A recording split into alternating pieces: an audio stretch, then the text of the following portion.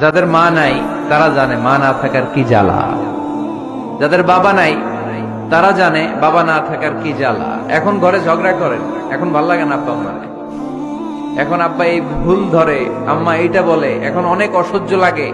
তো যেদিন চলে যাবে ওই দিন বুঝতে পারবেন মাথার উপর থেকে ছাতাটা নাই হয়ে গেছে, বটবৃক্ষটা চলে গিয়েছে, আর উপদেশ দেওয়ার মতো কেউ নাই, কাছে আগলে রাখার মতো কেউ নাই। এজন্য আব্বা আম্মা থাকতে আমরা যেন আব্বা আম্মার কাছ থেকে দোয়া চাই। আব্বা আম্মার দোয়া কোনোদিন আল্লাহ তাআলা ফিরিয়ে দেয়। পৃথিবীতে সবচাইতে শ্রেষ্ঠতম দোয়ার স্থান হলো মা বাবা।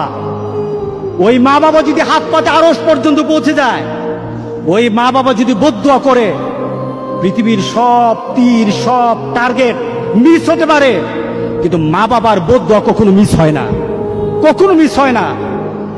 আর সন্তান মা বাবার জন্য যখন দোয়া করে, পৃথিবীর কোন হুজুর, পৃথিবীর কোন বুজুর্গ ব্যক্তির দোয়া কবুলের ব্যাপারে সন্দেহ থাকতে পারে, কিন্তু সন্তান যখন মা বাবার জন্য দোয়া করে, এই দোয়া আল্লাহ ফেলে দেয় না।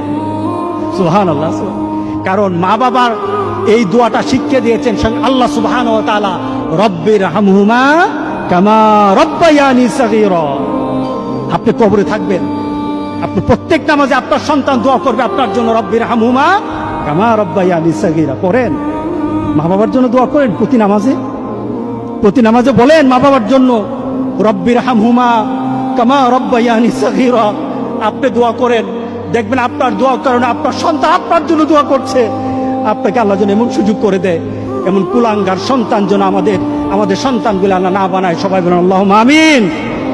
আপনার দালান, আপনার বাড়ি, আপনার সম্পদ, আপনার ব্যবসা, আপনার পৃথিবীর প্রতিপত্তি যত কিছু আছে, সব আপনি দুনিয়াতে ফেলেই চলে যেতে হবে, কিন্তু সন্তান কিন্তু আপনাকে ছেড়ে দিবে না। সন্তান আপনাকে ছেড়ে দিবে না। ভালো সন্তান রেখে যাবেন, কবরে শুয়ে শুয়ে আপনার সন্তানের দোয়া পাবেন। খারাপ সন্তান রেখে যাবেন, কবরে বিপদ বিপদ বিপদ চলতেই থাকবে। আল্লাহ আমাদের সবাইকে হেফাজত করুক, আমিন বলে। আমিন বলি। বউকে রাখবেন বুকে, মাকে রাখবেন মাথায়। আর একটু জোরে জোরে জোরে জোরে, মা থাকবে মাথায়।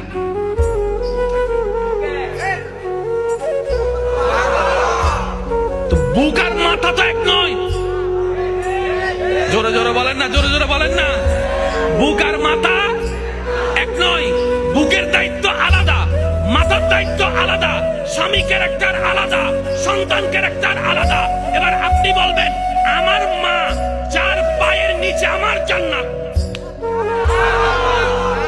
বুঝবেন, আমার মার পায়ের নিচে আমার জান্নাত, কিন্তু বউয়ের পায়ের নিচে তো আমার জান্নাত নয়। ও বউ, তোমার জান্নাত আমার বুকে, তুমি আমার বুকে আসো, আমরা দুইজন মিলে মার পায়ের নিচে যাই। আর জামিলা আছে, জোরে বলেন না, জামিলা আছে। শিখি নাই, দোষ আমাদের। স্কুল ছিল, কিতাবও ছিল, শিক্ষকও ছিল, আমরা পড়ি নাই। আজকে সামান্য কষ্ট হয়ে গেলে আমরা বলি কপাল খারাপ, আমার কপালে কোনো সুখ নাই, আমার কপালে আল্লাহ কোনো ভালো কিছু লিখে রাখে না।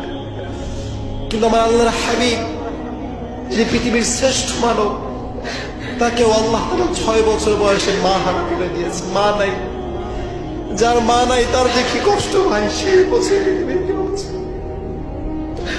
আমার আল্লাহ হাবিব 6 বছর বয়সে মাকে হারিয়ে পাগলের মতো হয়ে গেল।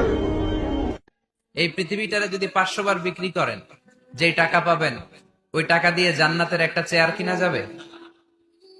এই গোটা দুনিয়াটাকে যদি 10,000 বার বিক্রি করেন, যে প্রফিট পাওয়া যাবে ওই প্রফিটটা দিয়ে জান্নাতের একটা চেয়ার পাওয়া যাবে? আর যে জান্নাতটা মায়ের পায়ের নিচে পড়ে আছে, তাহলে ওই পা দুইটার দাম কত?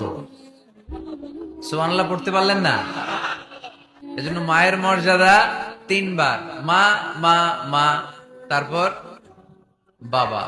মান আহাক্কু বিহুসনি সাহাবাতি ইয়া রাসূলুল্লাহ, আল্লাহর রাসূল সবচেয়ে ভালো আচরণ কার সাথে করব? তোমার মায়ের সাথে, তারপর মায়ের সাথে, তারপর বাবার সাথে। তার মানে ইসলাম মাকে দিয়েছে গোল্ড মেডেল। কি মেডেল? তারপর মাকে দিয়েছে সিলভারের মেডেল, ঠিক কিনা? এরপর ইসলাম মাকে দিয়েছে ব্রোঞ্জ মেডেল, আর বাবাকে দিয়েছে সান্ত্বনা পুরস্কার। তিনবার যদি মা হয় মানে মা মা মা তারপরে বাবা, তাহলে ইসলাম মাকে কি মেডেল দিল? গোল্ড মেডেল, স্বর্ণ পদক। তারপর মাকে দিল রৌপ্য পদক। তারপর মাকে দিল ব্রোঞ্জ পদক। বাবাকে দিল সান্ত্বনা পুরস্কার, একটা কলম। তারপর আমরা খুশি। কি বলেন? কেন মায়ের মর্যাদা বেশি? কারণ হামালাতহু উম্মুহু, বাবা পেটে ধরেনি, পেটে ধরেছে কে? ওয়াহানান আলা ওয়াহান, বোঝা, পেইন, ডেলিভারি পেইন, যন্ত্রণা বাবা সহ্য করেনি, করেছে কে? ও ফিসালুহু ফি আমাইন, 2 বছর বাবা দুধ খাওয়ায়নি, দুধ খাওয়ালো কে? বিষ্ণু বললেন লাউ কাতা'তা জিলদাক, জিলদুন মানে হচ্ছে স্কিন।